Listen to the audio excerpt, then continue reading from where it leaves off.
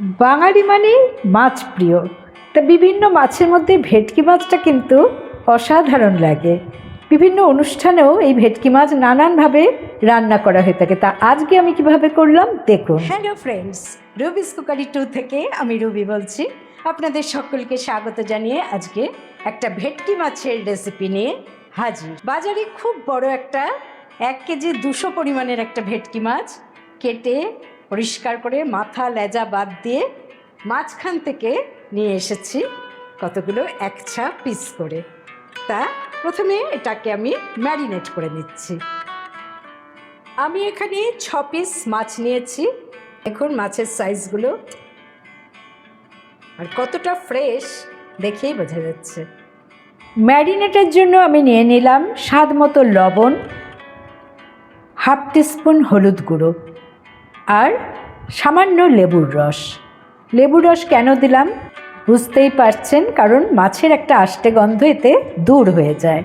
তা হলুদও আমি খুব সামান্য এখানে ইউজ করলাম। আজকে আমি বানাতে চলেছি রাজকীয় স্বাদে ধনিয়া ভেটকি। আমি এখানে প্রায় 100 গ্রামের মতো ধনেপাতা নিয়েছি।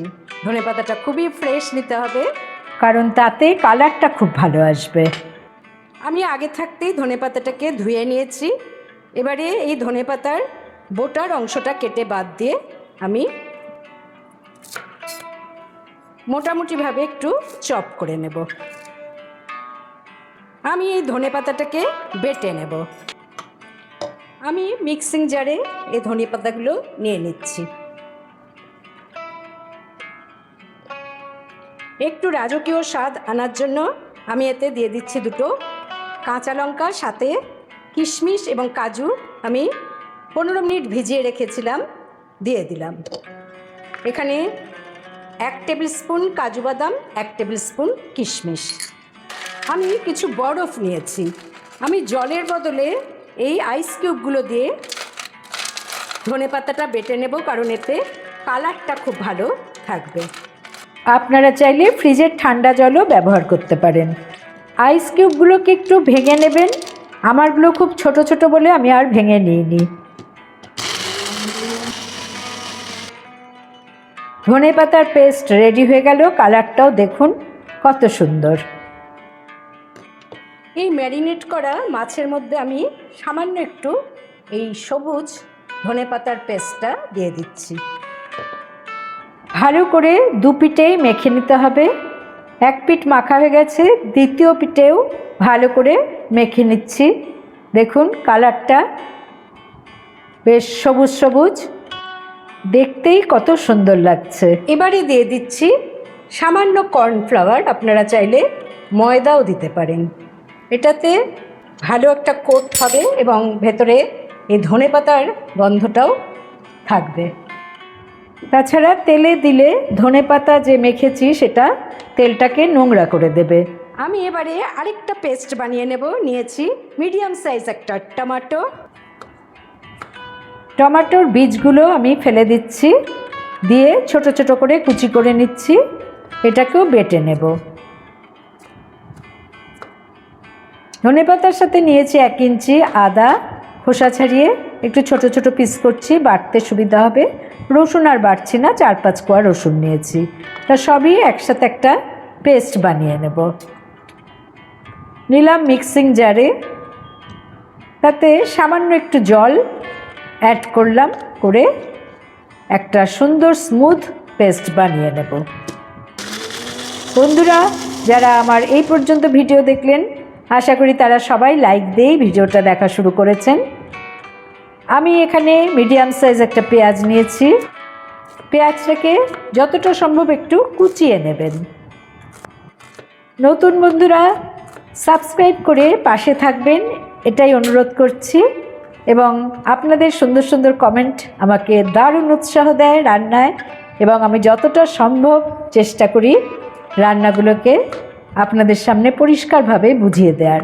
তা 2টো কাঁচা লঙ্কা আমি এখানে কুচিয়ে নিলাম। সমস্ত কিছু রেডি হয়ে গেছে। এবার আমি রান্নাটা শুরু করছি। বসিয়ে দিলাম একটা কড়া। নিলাম 1/2 কাপ পরিমাণ রিফাইন্ড অয়েল। আপনারা চাইলে সর্ষের তেলেও এটা বানাতে পারেন। তেলটা গরম হয়ে গেছে দেখুন।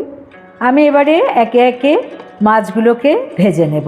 সামান্য নুন দিয়ে দিলাম যাতে নিচে মাছটা লেগে না যায়। এবারে ম্যারিনেট করা মাছগুলো তিনটে তিনটে করে আমি ভেজে নিচ্ছি, কারণ মাছের পিসগুলো এত বড় যে একসাথে ভাজা যাবে না। তো যাই হোক, উল্টে দিচ্ছি। দেখুন মাছ ভাজার কালারটা কত সুন্দর হয়েছে, আর কোটিং থাকার জন্য মাছ ভাজাটা যেন আরও সুন্দর হয়েছে। তা বেশি আর ভাজতে হবে না, এরকম দুপাশ একটু ব্রাউন কালার আসলেই আমি এখান থেকে তুলে নেব। সামান্য তেলটা ঝরিয়ে নিয়ে আমি একটা আলাদা পাত্রে মাছ ভাজাগুলো রেখে দিচ্ছি। এত ইউনিক হয় এই মাছটা, আপনারা রান্না না করলে বুঝতেই পারবেন না। সুতরাং আপনারা চেষ্টা করুন যাতে এই মাছটা একবার অন্তত রান্না করে খান, দেখবেন বাড়ির সবাই খুব খুশি হবে।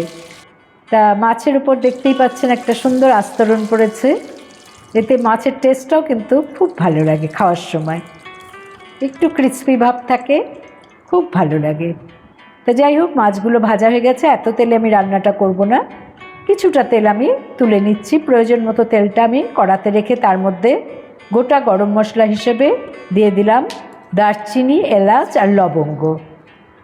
সামান্য চিনি দিয়ে দিলাম, এতে ক্যারামেল হওয়ার পর কালারটা খুব সুন্দর হবে। কুচনো পেঁয়াজগুলো দিয়ে দিলাম। এবার দেখুন, ভাজার সময় পেঁয়াজের কালারটা দেখলেই বুঝতে পারবেন যে একটু চিনি দেওয়ার জন্য কিন্তু খুব সুন্দর একটা তেলের কালার হয়ে গেছে। দিয়ে দিলাম স্বাদ মতো লবণ, যাতে পেঁয়াজটা তাড়াতাড়ি নরম হয়, আর কুচিয়ে রাখা দুটো যে কাঁচা লঙ্কা সেটাও দিয়ে দিলাম। এবারে দিয়ে দিচ্ছি টমেটো পেস্ট। টমেটো পেস্টটা দেওয়ার পর আবারও ভালো করে একটু নেড়ে নিয়ে এতে আমি দিয়ে দিচ্ছি 1 টিস্পুন ধনে গুঁড়ো। আর কোনো মশলা আমি এতে অ্যাড করব না। খুব সিম্পল রান্না। এই রান্নায় কিন্তু আমি কোনো হলুদের ব্যবহার করলাম না, শুধু মাছটা ম্যারিনেট করার সময় সামান্য হলুদ অ্যাড করেছিলাম। তাছাড়া এই গ্রেভিতে আমি কোনো হলুদ দিচ্ছি না। তা এখন প্রায় 2 মিনিট রান্না করার পর তেলটা দেখুন ছেড়ে বেরিয়ে এসেছে। আমি এবারে দিয়ে দেব ধনেপাতার পেস্ট। ধনেপাতার পেস্টটা দেওয়ার পর দেখুন কালারটা কত সুন্দর হলো। এবারে সব কিছু ভালো করে নেড়ে নিচ্ছি। যখন তেল একটু ছেড়ে বেরিয়ে এসেছে, এই অবস্থায় আমি কন্টেনারটা ধুয়ে কিছুটা জল দিয়ে দিলাম, তার সাথে সামান্য আর একটু জল অ্যাড করলাম। খুব বেশি জল দিতে হবে না, ঘনত্বটা এরকম থাকবে। এবার ফুটিয়ে নিতে হবে এটাকে ঢাকা দিয়ে প্রায় 3 মিনিট। 3 মিনিট পর ঢাকাটা খুলে দেখুন গ্রেভিটা এরকম হবে। এর বেশি আর শুকিয়ে ফেলবেন না, কারণ মাছ পরে কিন্তু আর একটু টেনে নেয় ঝোল। আমি ভেজে রাখা মাছগুলো দিয়ে দিচ্ছি, আর বেশি ফোটাবো না, তাহলে মাছের ক্রিস্পিনেসটা নষ্ট হয়ে যাবে। তা আমি একটু এপিটোপিট করে মাছটাকে সামান্য ফুটতে দিলাম। জাস্ট 30 সেকেন্ডের মতো ফোটার পর আমি এটা একটু নাড়াচাড়া করে নিচ্ছি তলাটা, আর ফ্লেমটাকেও আমি অফ করে দিচ্ছি। এবারে ঢাকা দিয়ে আমি 5 মিনিট স্ট্যান্ডিং পয়েন্টে রেখে দিলাম। তৈরি আমার ধনিয়া ভেটকি। কালারটাও যেমন হয়েছে দেখুন, আর এটা গরম ভাতের সাথে খেতে অসাধারণ লাগে। কত ইউনিক একটা রেসিপি, তাই না? তা আমি এবার একটা বাটিতে তুলে নিচ্ছি এবং গরম ভাত দিয়ে বাড়ির সবাইকে যখন পরিবেশন করলাম, সবাই তো খেয়ে মুগ্ধ। তা আপনারাও বানিয়ে নিন, দেখুন কেমন লাগে। ভালো লাগলে অবশ্যই আমার চ্যানেলে লাইক করুন, কমেন্ট করুন, শেয়ার করুন। নতুন বন্ধুদের সাবস্ক্রাইব করার অনুরোধ রইল। পাশে বেল বোতামে অবশ্যই ক্লিক করতে ভুলবেন না, তাতে যখনই কোনো নতুন রান্নার রেসিপি শেয়ার করব তার নোটিফিকেশান সহজেই আপনারা পেয়ে যাবেন। পোলাও বা ফ্রাইড রাইসের সাথেও এটা অসাধারণ লাগে। আমি একটু গরম ভাতের সাথে মেখে আপনাদের দেখিয়ে দিচ্ছি যে মাছটা কতখানি ফ্রেশ, এবং ভাঙার পর মাছের ভেতরটা কতখানি সুন্দর লাগবে। গ্রেভিটাও দেখেছেন কত সুন্দর হয়েছে। তা মাছটা দেখে বুঝতেই পারছেন যে কতটা টাটকা মাছ। আর ভালো থাকুন, সুস্থ থাকুন। পরের এপিসোডে নতুন রান্নার রেসিপি নিয়ে হাজির হব আমি, রুবি। Thanks for watching.